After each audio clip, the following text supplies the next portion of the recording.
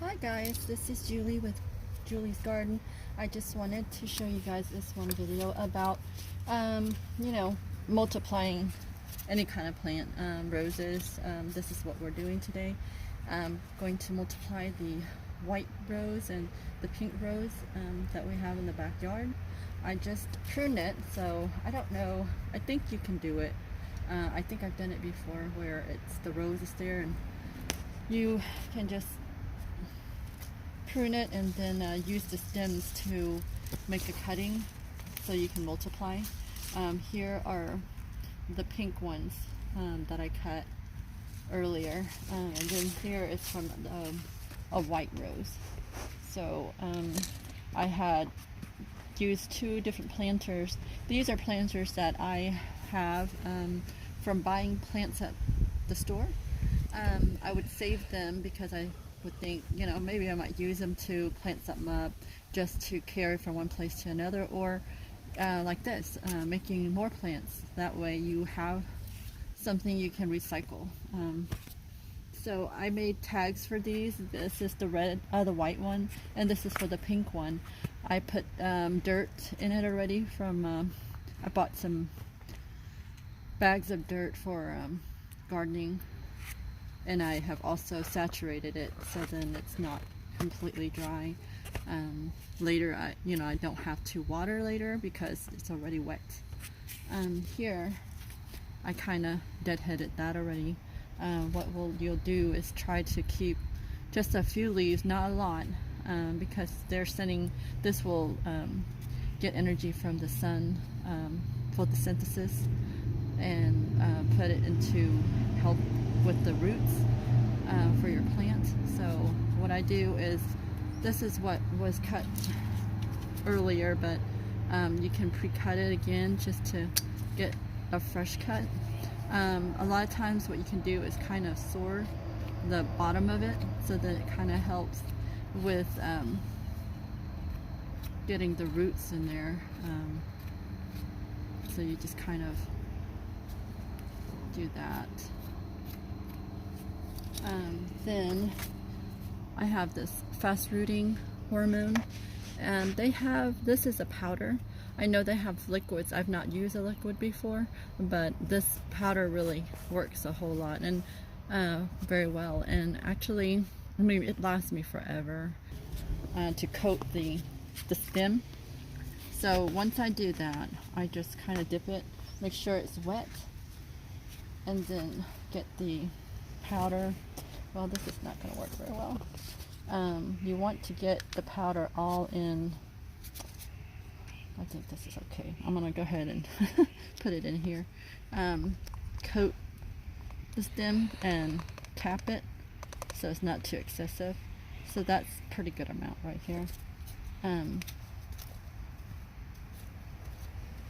Then you would use either a pencil or a branch. I have this one stick that I use, and you just stick it in, make a hole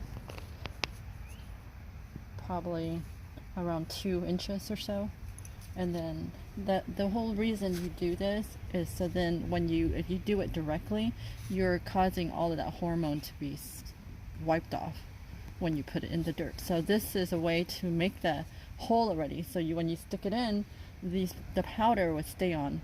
This hormone just helps get the roots growing faster. A lot of times you don't even need that.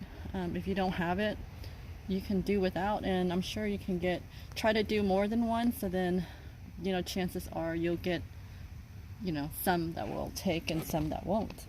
So all you do is stick it into the dirt like that and push the dirt around it. Make sure you get rid of all the air pockets, and that's about it. Like I said, I've already saturated the dirt, so it's pretty wet. I won't have to water now, but keep an eye on it. You need to make sure the soil is moist, but make sure it's also draining. This for sure is draining because it came from the garden center.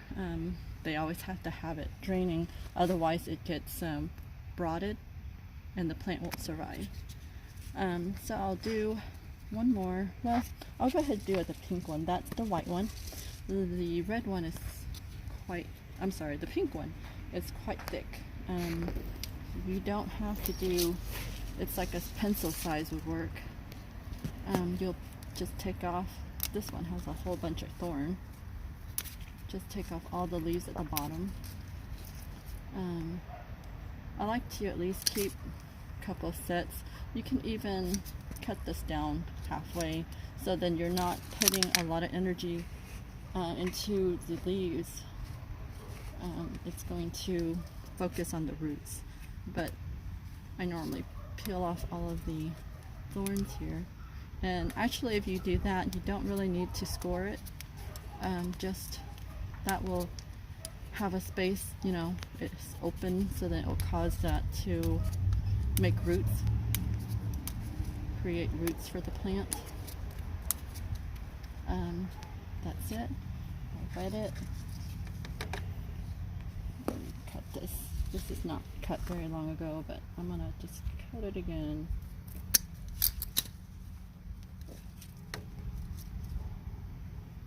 If your plant is diseased, you shouldn't do this, and then you shouldn't put it in here because it's going to cause the disease to go on other plants. Make a hole in here.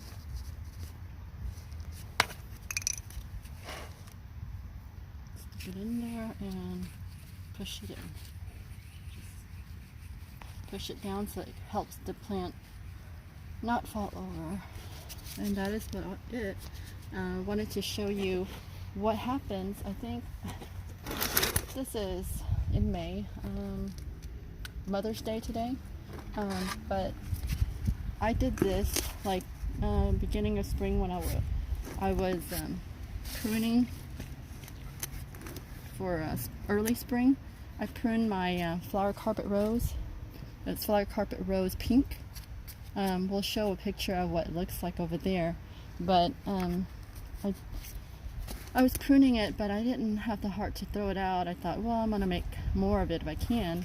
So this has been, what, probably a month and a half or 2 months now. And see all of the foliage? That tells you that there are roots under there. You can probably dig it up now and put it in the ground and you'll get a new plant. So let's go over there and show you what this rose looks like. It's very, very pretty. It's called flower carpet rose and it's not very tall. That's why I like it in front of the door. That way it's not, you know, bushing up the door and covering up too much. So let's go over there and look at the rose.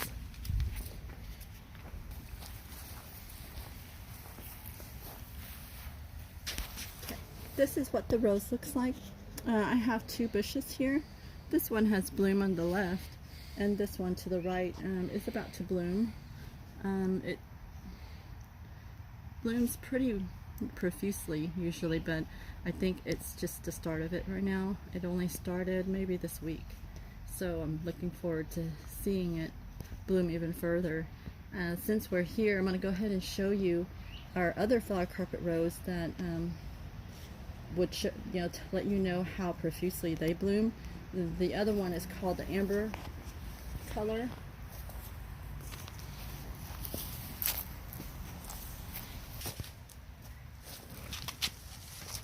And here there's three. I have three, the amber carpet rose, flower carpet rose. And you see how it's already been blooming for a while. And it's still blooming. I mean, it's such a pretty color. It's like peachy, yellow, orangey. I don't know. It actually has some pink in it too. It's just really, really pretty. But this one somehow it's really tall this year. I think I put a good amount of fertilizer on it, so it's doing really good. I just have to watch it and maybe deadhead, because the more you can deadhead your plants or roses and then fertilize it, it will bloom more and more for you because it's getting, you know, food, so then it will really perform.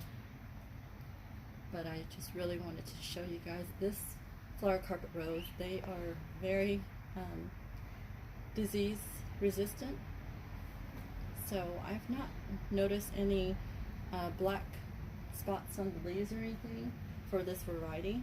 The leaves are very glossy, so this is definitely a really good plant to have in the sun.